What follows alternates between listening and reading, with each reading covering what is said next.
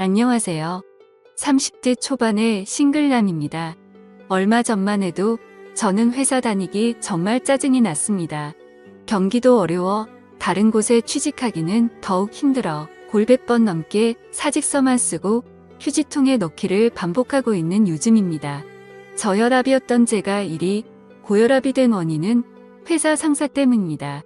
여기서 직급을 참아 까갈릴 수가 없어. 이렇게 상사라는 표현으로 대체하는 것을 너그러이 이해해 주시기 바랍니다.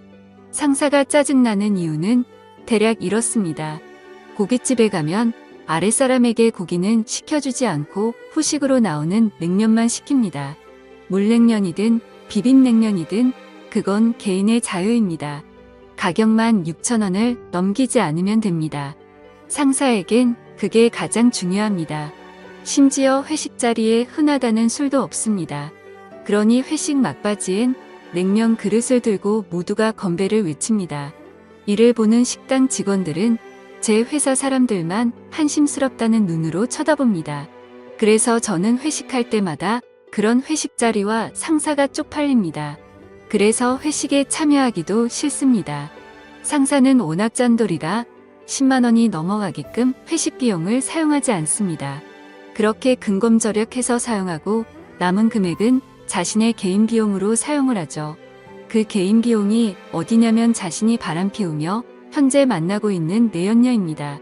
내연녀와 마트에서 장보기 내연녀의 생활비 내연녀와의 데이트 비용으로 사용하는 것입니다. 또 늦은 새벽 문자를 보내 그날 있었던 일에 대한 트집을 잡습니다. 정작 어떠한 문제가 발생한 그 당시엔 많은 직원이 보는 그 앞이라 그런지 괜찮다며 다정하게 웃었던 양반이 아무도 없을 땐 헐크처럼 돌변합니다. 그러던 어느 날 상사에게서 전화가 걸려왔습니다. 그나마 제가 회사에 근무하는 직원 중 가장 고분고분하고 대답도 잘한다며 저를 자신의 집에 초대한 것입니다. 토요일 날 저녁이나 함께 하자면서요.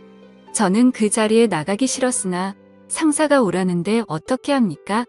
애써 웃는 얼굴로 알겠다며 뛰어갔죠. 제 동료들은 이런 저를 보며 박쥐 같은 놈이라 험담했으나 어쩔 수 없었습니다. 식구들은 저만 바라보고 있고 경기는 어려워 다른 곳에 취직할 수가 없으니 더러워도 참고 견뎌야죠. 저도 다른 곳에 취직했다면 상사 얼굴에 물을 끼얹으며 야 그렇게 살지 마라 라고 욕을 바가지로 퍼부었을 겁니다. 그러나 현실은 그게 아니니 노예처럼 고분고분해야지 어쩌겠습니까? 그게 직장인의 현실입니다. 상사가 살고 있다는 집에 가니 정말 화려하고 좋더군요. 상사의 사모님께서도 저를 밝게 웃는 얼굴로 환영해 주셨습니다. 오늘 처음 보는데 그 미모가 장난이 아니더군요. 감탄사가 절로 나왔습니다. 상사와 상사의 사모님은 잡채와 불고기 갖가지 반찬이 잔뜩 깔린 넓은 대리석 식탁으로 저를 안내하며 마음껏 먹으라고 했습니다. 저는 상사에게 물었지요. 오늘이 무슨 날이냐고 말입니다. 그러자 상사가 대답하려는 것을 상사 사모님이 중간에 가로막으며 이렇게 말하는 겁니다.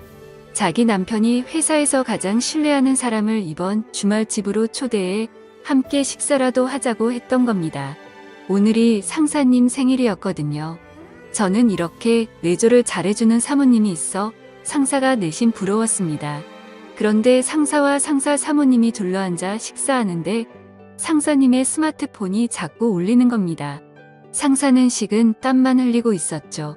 순간 저는 직감했습니다. 상사가 만나고 있는 내연녀의 전화구나 라고요. 상사는 한두 번 울리고 말 것이라던 자신의 스마트폰이 계속 울리자 연락을 받지 않았습니다. 받기가 난처했겠지요. 그런데 사모님이 이를 수상하게 여겨 전화를 걸어보라고 하자 상사는 매우 난감해하더군요. 저는 그 틈을 이용해 잽싸게 사모님께 말했습니다. 지금 전화하신 분은 본부장님이시고 아마도 며칠 전 있었던 타 업체와의 계약 문제로 부장님을 찾는 것이라고 말했습니다. 미워도 제 상사이니 편을 들어줘야지 어쩌겠습니까? 사모님은 제 말을 신뢰하며 자신의 남편을 회사로 보냈습니다. 상사가 이곳을 급히 나서며 사모님 모르게 제게 윙크하네요. 처음으로 상사에게 칭찬이란 걸 받았습니다. 사모님껜 죄스러웠지만요.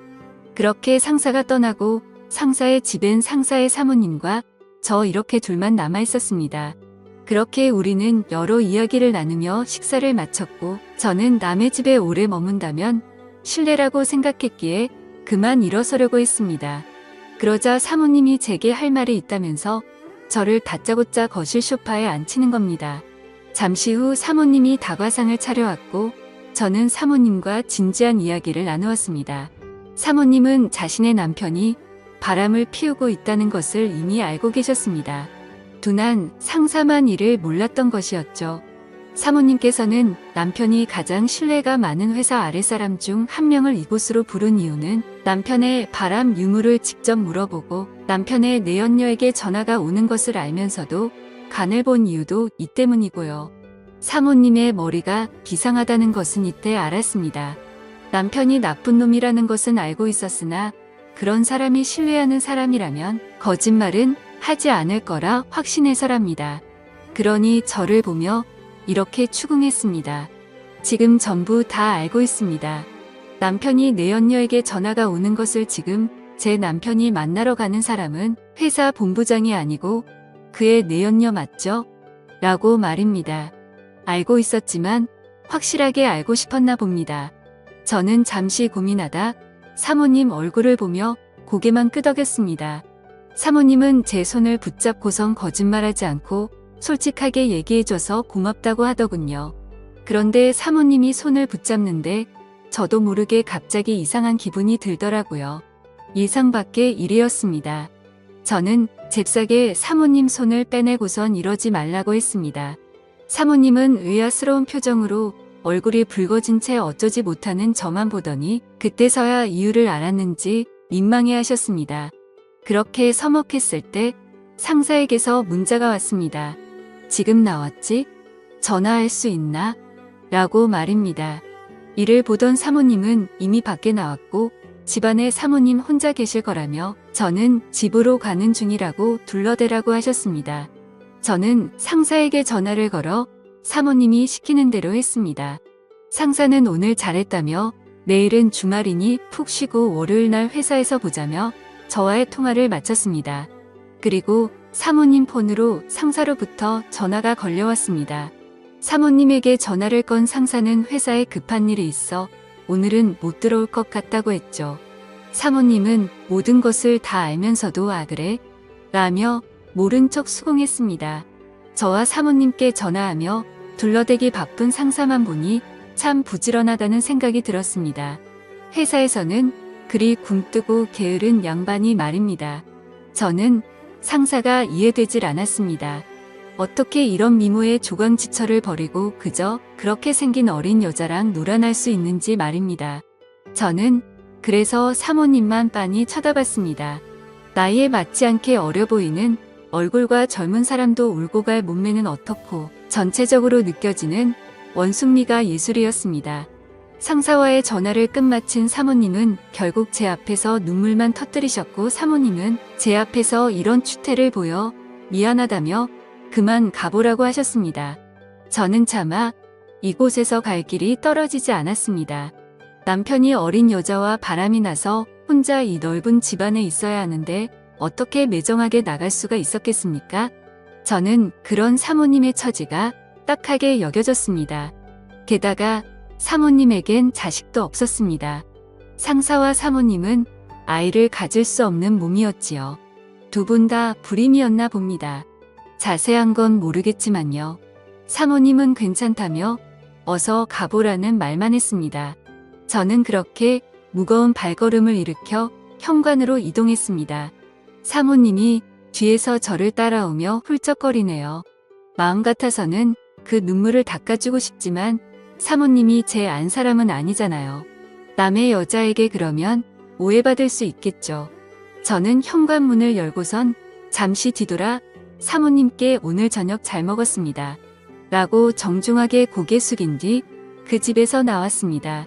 그러자 현관문 너머에서 점점 커지는 사모님의 울음소리가 제 귀에 선명하게 들려왔습니다. 차마 발길이 떨어지지 않았습니다. 저는 한참을 머뭇거리며 서 있다가 현관문을 급히 두드렸습니다. 사모님, 잠시 문 좀 열어주시겠어요? 제가 가방을 두고 나온 것 같습니다. 주저앉아 오셨던 사모님은 힘겹게 일어서 현관문을 열었고 저는 그런 사모님을 한참 동안 쳐다보았습니다. 아주 한참 동안이요. 사모님이 손등으로 눈물만 훔치며 의아스러운 얼굴로 왜 그러냐? 묻는데 저는 그런 사모님에게 제 마음 가는 대로 행동하고야 말았죠. 제가 왜 그랬는지 저도 잘 모르겠습니다. 사모님은 황당해하더니 제 뺨을 때렸죠. 그런데 뺨을 때리는 강도가 세질 않아서 그때 알았습니다. 이 여자도 나를 원하고 있구나. 또 뭔가를 갈망하는 사모님의 눈빛도 저에게 확실하게 느꼈습니다. 그렇게 그날 저는 사모님과 누가 먼저라고 할 것도 없이 실수를 저지르고 말았던 거죠. 저도 그날은 상사와 마찬가지로 제 집에 들어가지 않았습니다. 다음 날 상사가 자신의 사무실로 저를 불렀습니다. 그리고서 저를 칭찬해 주었지요. 그 후로 저는 회사에서 상사에게 칭찬받으며 아주 편하게 일하고 있습니다. 그리고 상사가 집을 비울 때마다 사모님과 연인이 된 것처럼 즐거운 시간을 함께 보내며 사랑을 키워나가고 있네요. 알고 있습니다. 이러면 안 된다는 사실을 말입니다. 그래서 친구들에게 이를 하소연했습니다. 그런데 친구들 반응이 예의입니다.